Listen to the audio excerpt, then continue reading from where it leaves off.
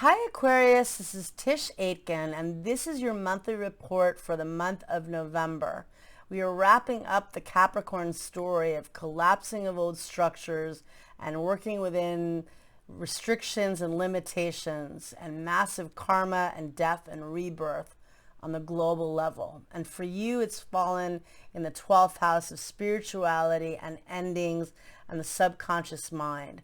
And hopefully you found some spiritual tools to get you through this very difficult time. And you're preparing for the real age of Aquarius, where you'll be in the spotlight, because Saturn is going to enter your sign on December 17th and Jupiter is going to enter your sign on December 20th.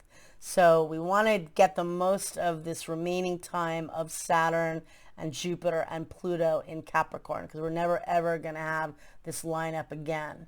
And although it's been incredibly challenging, the more we commit to what we want to anchor in our lives, the more we commit to what we need to do with Saturn in Capricorn, I think that, we will get rewards and benefits in the future. It may take a while, and certainly when Saturn and Jupiter enter your sign, that's going to enable us all to make rapid change with technology, with new inventions. It's going to be a very inventive time. It's really going to be an intellectual revolution, I think. So with that said, we begin the month on November 1st. Mercury is retrograde. It initially retrograded in your house of career on October 13th at 11 degrees and 40 minutes of Scorpio. And then it re-entered Libra on October 27th in your house of teaching and learning and publicity. And it squares Saturn on the 1st of November, which can be challenging. It can be difficulty with communication and delays. And then on the 3rd of November, Mercury stations direct at 25 degrees and 54 minutes of Libra. And that helps us at least to start moving ahead. And then it squares Saturn again in the sky on the 6th of November, another reality check, and just, knowing that the beginning of the month starts off in a slow manner, definitely. And then on the 9th of November, Venus, which is transiting in Libra in your house of promotion and teaching, forms an opposition to Mars in Aries. And that's very creative energy, but it can be a bit fiery. And Mars has been occupying your house, ideas and communication and sales and commerce since June 27th. And it retrograded on September 9th at 28 degrees of Aries. And that's been difficult because Mars loves being in Aries, and it's how we get things done. And it's also a personal planet like Mercury. So having two personal planets retrograde is not the easiest, but we have to deal with what we have to deal with. So we've got Venus opposing Mars, creative but fiery energy. And later that day, and early on the 10th, depending on what time zone you're in, the Sun in Scorpio, which is transiting in your house of career and life goals, forms a beautiful trine to Neptune in Pisces, which is transiting your house of income and what you value. And that could be excellent for professional opportunities, for manifesting, and for financial opportunities. And on the 10th of November, Mercury re-enters the sign of Scorpio, where it'll be until December 1st. On the 12th of November, we have a really magical energy. Jupiter, which is the grand benefic, although it is in its fall position in Capricorn, meets up with Pluto at 22 degrees of Capricorn. And that's at the world axis. That hits all of us.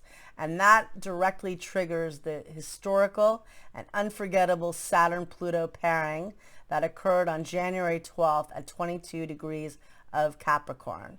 Jupiter and Pluto together are very transformative. They're excellent together for financial and business partnering, for healing work, for manifesting, and I think it also will give us more story of what we've all been dealing with this year, of how we can repair this, how we can heal it, and what you've all been working with individually too with this story, aside from what the collective has been. So definitely target that date for manifesting and doing creative ventures, and for partnering if you choose. And then on the 13th of November, Mars officially stations direct at 15 degrees and 14 minutes of Aries. That's very helpful because that's really what gives us our drive and courage to get things done.